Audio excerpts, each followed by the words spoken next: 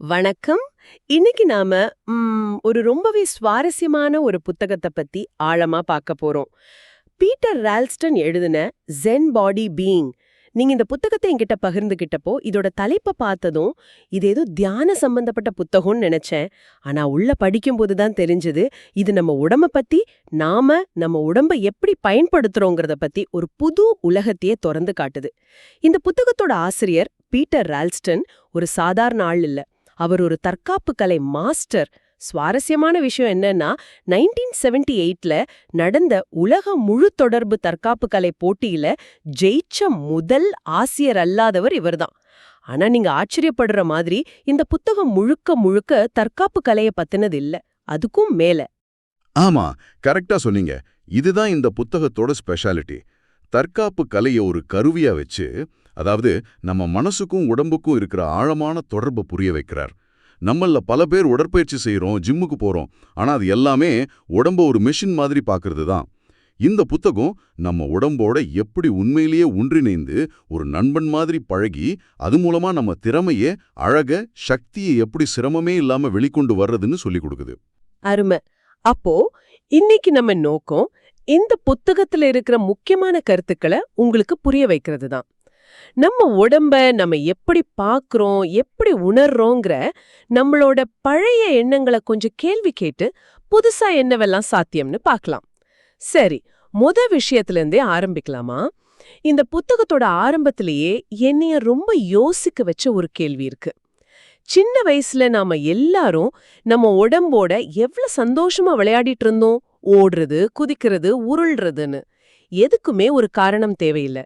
ஆனா வளர வளர அந்த இயல்பான இயக்கம் எங்க போச்சு? ஏன் நாம நம்ம உடம்புல இருந்து இவ்வளவு தூரம் விலகி போயிட்டோம்? அது ஒரு அருமையான கேள்வி. ரால்ஸ்டன் இதுக்கு ஒரு நல்ல விளக்கம் கொடுக்கறாரு.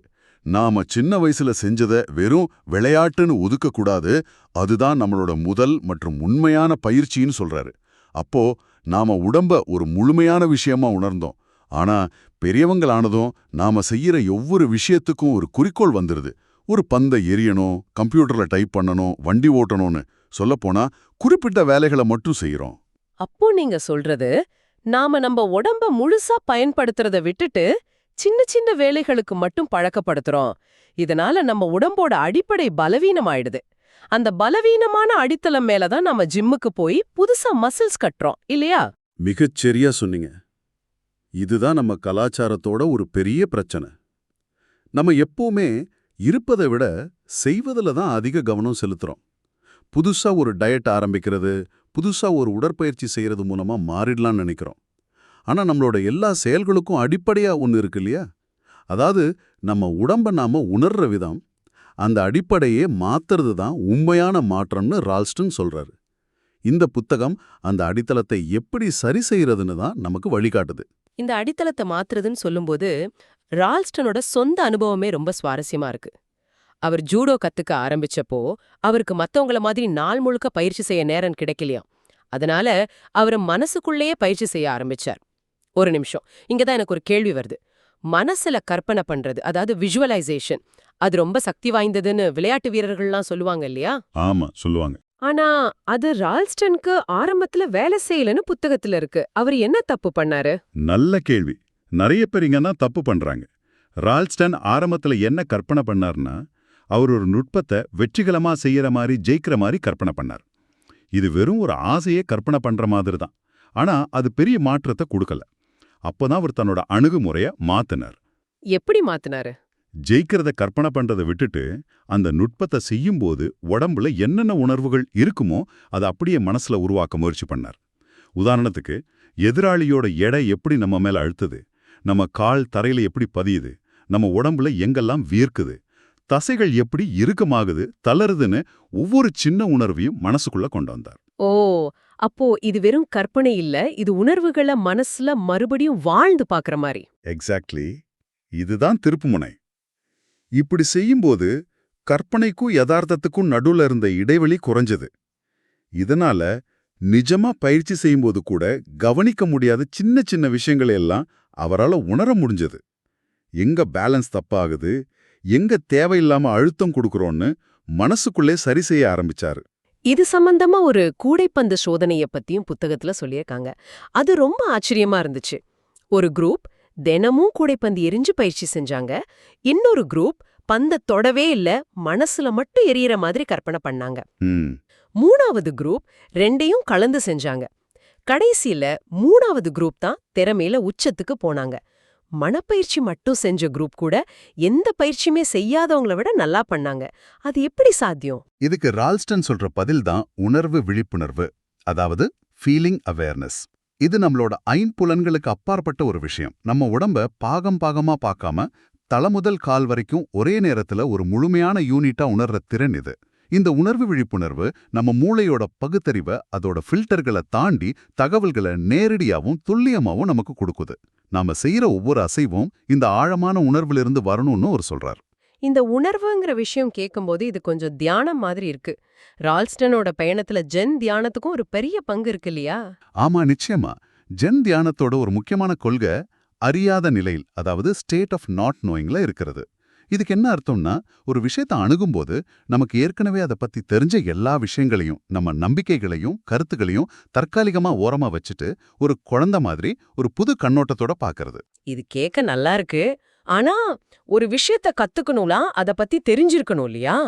அறியாத நிலை எப்படி கத்துக்க உதவும்? இது கொஞ்சம் முரணா இல்லையா? முரணா தெரியலாம், ஆனா இதுதான் உண்மையான கண்டுபிடிப்புகளுக்கு வழிவகுக்குது. நமக்கு எல்லாம் தெரியும்னு நாம நினைக்கும் போது நம்ம மூளை புதுசா எதையும் ஏத்துக்காது. இருக்கிற தகவலை வச்சே ஓட்டிடும். ரால்ஸ்டன் ஒரு நாள் இந்த அறியாத நிலையில மனப்பயிற்சி செஞ்சிட்டு இருந்தப்போதான் அவருக்கு ஒரு ஞானோதயம் கிடைச்சது. திடீர்னு அவருக்கு புரிஞ்சுது, ஜூடோ எளிதாக இருக்க வேண்டும் அப்படின்னு. வாவ்! அந்த ஒரு வரி தான் எல்லாத்தையும் மாத்துச்சா? ஆமா, ஜூடோ எளிதாக இருக்க வேண்டும். இந்த ஒரு எண்ணத்துக்கு பிறகு அவருடைய திறன் நம்ப முடியாத அளவுக்கு மாறிடுச்சு. 5 வருஷம் ஆகக்கூடிய பிளாக் பெல்ட்டை வெறும் 15 மாசத்துல வாங்கினாரு. அப்போ இது நுட்பங்களை கத்துக்கிறத பத்தினது இல்ல, அந்த கலையோட ஆன்மாவை, அதோட அடிப்படையை உணர்றத பத்தினது. நீங்க சரியா புரிஞ்சுக்கிட்டீங்க. நாம ஒரு விஷயத்த பத்தி என்ன நினைக்கிறோங்கிறத விட அதை எப்படி உணர்றோங்கிறது தான் முக்கியம். நம்ம நம்பிக்கைகள், எண்ணங்கள், உணர்ச்சிகள் எல்லாமே ஒரு கண்ணாடி மாதிரி. அது உண்மையை நமக்கேத்த மாதிரி மாத்தி காட்டுது. ஜென் பயிற்சி இந்த கண்ணாடியை சுத்தப்படுத்தி உண்மையை நேரடியா அனுபவிக்க உதவுது. அந்த அனுபவம் தான் திறமையா மாறுது. இது கேட்க ரொம்ப அருமையா இருக்கு. ஆனா ஒரு சாதாரண நாள்ல இதை எப்படி செய்யறது? நான் என் ஆபீஸ் சேர்ல உட்கார்ந்துட்டு இருக்கும்போது அறியாமை நிலையில எப்படி இருக்கிறது? இந்த புத்தகத்துல இதுக்கு ஏதாவது செயல்முறை வழிகள் இருக்கா? நிச்சயமா இருக்கு. ரால்ஸ்டன் இந்த எல்லா தத்துவங்களையும் 5 எளிமையான ஆனா ரொம்ப சக்தி வாய்ந்த அடிப்படை கொள்கைகளா சுருக்கிறார். இதுதான் திறமையான, சிரமமில்லாத உடல் இயக்கத்துக்கான அடித்தளம். சொல்லுங்க, அந்த 5 கொள்கைகள் என்ன? சரி, முதற் கொள்கை தளர்த்துதல், அதாவது ரிலாக்ஸிங். இங்க தளர்த்துதல்னா சோம்பேறியா இருக்கிறது இல்ல, அது ஒரு செயல். நம்ம உடம்புல இருக்கிற தேவையில்லாத பதற்றத்தை நாமளே முயற்சி செஞ்சு விடுவிக்கணும். 2வது, முழு உடலையும் உணர்தல். ஃபீலிங் த ஹோல் பாடி. உடம்ப கை, கால், தலைன்னு தனித்தனி பாகங்களா பார்க்காம எப்பவும் ஒரு முழுமையான யூனிட்டா உணர முயற்சி செய்யணும். சரி, 3வது என்ன? 3வது, மையத்திலிருந்து நகருதல். அதாவது மூவிங் ஃப்ரம் த சென்டர். நம்ம உடம்போட ஈர்ப்பு மையம் நம்ம அடிவயித்து பகுதியில தான் இருக்கு. நாம செய்யற ஒவ்வொரு அசைவும் அங்கிருந்து தான் ஆரம்பிக்கணும். கைகளால ஒரு பொருளை தள்ளும்போது கூட அந்த சக்தி அடிவயித்திலிருந்து தான் வரணும். 4வது, நிலத்துடன் இணைந்திருத்தல், பீயிங் கிரவுண்டட். ஆமா, பீயிங் கிரவுண்டட். நம்ம புவியீர்ப்பு விசையோட சண்டை போடாம அதோட ஒன்றிணையணும். நம்ம உடம்போட மொத்த எடையும் கால் வழியா பூமிக்குள்ள போற மாதிரி உணர பழகணும். இது கேட்கவே ஒரு விதமான அமைதியை கொடுக்குது. கடைசி கொள்கை என்ன? 5வது, அமைதியாக இருத்தல், பீயிங் காம். நம்ம மனசு தெளிவா அமைதியா இருக்கும் பொழுதுதான் நம்மால சரியான முடிவுகளை எடுக்க முடியும், நம்ம உடம்பாலையும் சரியா செயல்பட முடியும். இந்த 5 கொள்கைகளும் தனித்தனி இல்ல, எல்லாமே ஒன்னோட ஒண்ணு பிணைஞ்சிருக்கு. உதாரணத்துக்கு, நீங்க நிலத்தோட இணைஞ்சா மாதிரி உணரும் போதே உங்க மனசு அமைதியாகும், உடம்பு தளரும். அப்போ இந்த கொள்கைகளுக்கு பிறகு நம்ம உடல் அமைப்ப, அதாவது ஸ்ட்ரக்சரை பத்தி புத்தகம் பேசுது இல்லையா? இது வெறும் நல்ல போஸ்டர்ல நிக்கிறத பத்தினதா? அதுக்கும் மேல, நல்ல போஸ்டர்ங்கிறது ஒரு நிலையான விஷயம். ஆனா ரால்ஸ்டன் சொல்ற கட்டமைப்பு சீரமைப்பு, ஸ்ட்ரக்சரல் அலைன்மெண்ட்ங்கிறது இயக்கத்துல இருக்கிற ஒரு விஷயம். உதாரணத்துக்கு, உங்க முழங்கால்கள் எப்பவும் உங்க கால்விரல்கள் பார்க்குற திசையில தான் இருக்கணும். உங்க இடுப்பு எப்பவும் உங்க 2 கால்களுக்கு நடுவுல சமமா இருக்கணும். இதனால என்ன பயன்? இதனால நீங்க ஒரு வேலை செய்யும்போது அந்த அழுத்தம் உங்க உடம்புல ஒரு குறிப்பிட்ட மூட்டுல மட்டும் தேங்காம உங்க முழு உடம்பு வழியா பரவி கால்கள் வழியா பூமிக்கு போயிடும். நீங்க ஒரு கனமான பெட்டியை தள்ளும்போது அந்த சக்தி உங்க தோள்பட்டையிலிருந்து வராம உங்க கால்ல இருந்து உருவாகி உங்க உடல் கட்டமைப்பு வழியா கைக்கு கடத்தப்படும். இதனால காயம் ஏற்படாது, சக்தியும் வீணாகாது. இந்த எல்லா கொள்கைகளோட உச்சக்கட்டம் தான் சிரமமற்ற சக்தி, அதாவது எஃபர்ட்லெஸ் பவர். இது ரொம்ப ஆச்சரியமான ஒரு கருத்து. சக்திங்கிறது நம்ம தசை வலிமையிலிருந்து வரலன்னு ரால்ஸ்டன் சொல்றார். ஒரு நிமிஷம், தசை வலிமை இல்லாம எப்படி சக்தி வரும்? நாம ஜிம்முக்கு போறதே அதுக்கு தானே. இங்கதான் ரால்ஸ்டன் நம்மள திருப்பி போட்டு யோசிக்க வைக்கிறார். உண்மையான சக்தி நம்ம உடம்போட உள்ளார்ந்த மீள்தன்மையில இன்ட்ரின்சிக் ஸ்ப்ரிங்னஸ்ல இருந்து வருதுன்னு சொல்றார். நம்ம உடம்ப ஒரு ஸ்ப்ரிங் மாதிரி நினைச்சுக்கோங்க. உடல் கட்டமைப்பை சரியா வச்சு முழு உடம்பையும் ஒரே நேரத்துல பயன்படுத்தும்போது தசைகளுக்கு அதிக வேலை கொடுக்காமலேயே பெரிய சக்தியை உருவாக்க முடியும். இதுக்கு தான் அந்த கங்காரு உதாரணத்தை சொல்றாங்க இல்லையா? அது என் மனசுல அப்படியே பதிஞ்சிருச்சு. ஒரு கங்காரு வேகமா தாவ தாவ அது பயன்படுத்துற ஆற்றலோட அளவு குறையுதான். இது இது இயற்பியல் விதிக்கு எதிரா இருக்கிற மாதிரி தோணுது. ஆமா, அதுக்கு காரணம் கங்காரு ஒவ்வொரு தடவையும் தரையில குதிக்கும்போது அதோட தசை நார்கள் ஒரு ரப்பர் பேண்ட் மாதிரி இழுக்கப்பட்டு அடுத்த தாவுதலுக்கு தேவையான சக்தியை சேமிச்சு வைக்குது. அது தன்னோட தசை வலிமையை மட்டும் நம்பி இல்ல, தன்னோட முழு உடலையும் ஒரு ஸ்ப்ரிங் மாதிரி பயன்படுத்தி தரையோட சக்தியை தனக்கு சாதகமா மாத்திக்குது. அப்போ நீங்க சொல்றீங்க நம்மளாலையும் அப்படி ஒரு சக்தியை உருவாக்க முடியும், ஆனா அதுக்கு நம்ம கடினமா முயற்சி செய்யறது விடணுமா? நம்மள ட்ரை ஹார்டர்னு சொல்லி தானே வளர்த்துருக்காங்க. இது நம்புற மாதிரி இல்லையே. இதுதான் இந்த புத்தகத்துல இருக்கிற மிக முக்கியமான ஆனா புரிஞ்சிக்க கடினமான விஷயம். இது ஒரு எதிரொலுணர்வு, அதாவது கவுண்டர் இன்ட்யூட்டிவ் அணுகுமுறை. கடினமா முயற்சி செய்யும்போது நம்ம தசைகள் இறுக்கமாகுது, நம்மளோட இயல்பான மீள்தன்மை குறைஞ்சிடுது. ஆனா நாம எப்ப முயற்சியை கைவிட்டுட்டு உடல் சீரமைப்பு, தளர்வு, நிலத்தோட இணைப்புல கவனம் செலுத்துறோமோ அப்பதான் உண்மையான சிரமம் இல்லாத சக்தி வெளிப்படும்னு ரால்ஸ்டன் சொல்றார். இதுல தேர்ச்சி பெற கொஞ்சம் காலமாகும், ஆனா அதோட முடிவுகள் ஆச்சரியமா இருக்கும். சரி, இந்த கருத்துக்கள் எல்லாம் தற்காப்பு கலை வீரர்களுக்கும் விளையாட்டு வீரர்களுக்கும் ரொம்ப உதவியா இருக்கும். ஆனா நாள் முழுக்க கம்ப்யூட்டர் முன்னாடி உட்காந்து வேலை பார்க்குற என்ன போன்ற ஆட்களுக்கு இது எப்படி பொருந்தும்? இந்த கேள்விக்கு புத்தகம் ரொம்ப தெளிவா பதில் சொல்லுது. ரால்ஸ்டன் 2 வகையான பயிற்சிகளை பிரிக்கிறார். ஒன்னு ஆய்வு, அதாவது ஸ்டடி, இன்னொன்னு பயிற்சி, அதாவது ட்ரெய்னிங். ஆய்வுங்கிறது புது விஷயங்களை கத்துக்கிறது, பரிசோதனை செய்யறது, உங்க உடம்ப பத்தி நீங்களே கேள்வி கேட்டு ஆராயிறது. உதாரணத்துக்கு, நான் எப்படி நாற்காலியிலிருந்து எந்திரிக்கிறேன் அப்படின்னு உங்களையே கவனிக்கிறது ஒரு ஆய்வு. அப்போ பயிற்சிங்கிறது? பயிற்சிங்கிறது நீங்க ஆய்வுல கத்துக்கிட்ட நல்ல விஷயத்த உங்க உடம்போட ஒரு பழக்கமா மாத்துறது. அதை மறுபடியும் மறுபடியும் செஞ்சு அது ஒரு இயல்பான விஷயமா ஆகுற வரைக்கும் பண்றது. ஆனா இதுக்கு நீங்க தனியா நேரம் ஒதுக்க தேவையில்ல. அப்படியா? அது எப்படி?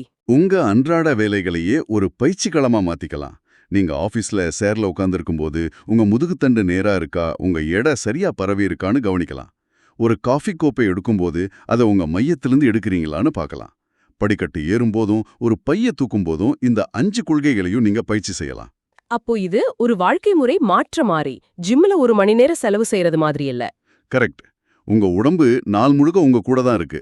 அதனால பயிற்சியை ஒரு குறிப்பிட்ட நேரத்துக்குள்ள அடைக்க வேண்டிய அவசியமே இல்ல. நீங்க செய்யற ஒவ்வொரு சின்ன செயலும் உங்க உடல் இருப்பு விழிப்புணர்வு அதிகப்படுத்த ஒரு வாய்ப்பு. இதுதான் உண்மையான பயிற்சி. ரொம்ப அருமை. அப்போ இந்த முழு உரையாடலையும் சுருக்கமா சொல்லணும்னா, ஜென் பாடி பீயிங் புத்தகம் நமக்கு என்ன சொல்ல வருதுன்னா, உண்மையான உடல் திறன்கிறது வெறும் தசை வலிமையில் இருந்தோ இல்ல திரும்ப திரும்ப செய்யற பயிற்சியில இருந்தோ மட்டும் வர்றதில்ல. ஆமா, அது நம்ம மனசுக்கும் உடம்புக்கும் நடுவுல ஒரு ஆழமான விழிப்புணர்வு உள்ள தொடர்பை உருவாக்குறதுலேருந்து வருது. நம்ம உடம்ப ஒரு கருவியாவோ இல்ல நமக்கு கீழே வேலை செய்யற ஒரு அடிமையாவோ பார்க்காம நம்மளோட இருப்பின் ஒரு பகுதியா, ஒரு நண்பனா உணரும்போது நளினம், சக்தி, திறன் எல்லாமே சிரமமே இல்லாம ரொம்ப இயல்பா வெளிப்படும். இந்த உரையாடல் உங்களுக்குள்ள ஒரு புது சிந்தனைய தூண்டிருக்கோன்னு நம்புறோம். நீங்க சிந்திச்சு பார்க்கறதுக்காக ஒரு இறுதி எண்ணம். நீங்க தினமும் செய்யற மிக சாதாரணமான பழக்கமான ஒரு உடல் செயல்பாடு என்ன? அது பற்களை துலக்குவதா இருக்கலாம், இல்ல நாற்காலியில அமர்வதா இருக்கலாம். அத பத்தி நீங்க யோசிச்சே இருக்க மாட்டீங்க. இன்னைக்கு அத முதல் முறையா செய்யற ஒரு ஆரம்ப நிலை உடலுடன், அதாவது ஒரு பிகினர்ஸ் பாடியோட செஞ்சு பாருங்க. அந்த சின்ன செயல்ல என்ன ஒரு புது உணர்வை இல்ல இதுநாள் வரைக்கும் கவனிக்காத ஒரு திறமையின்மைய உங்களால கண்டுபிடிக்க முடியுதுன்னு பாருங்க.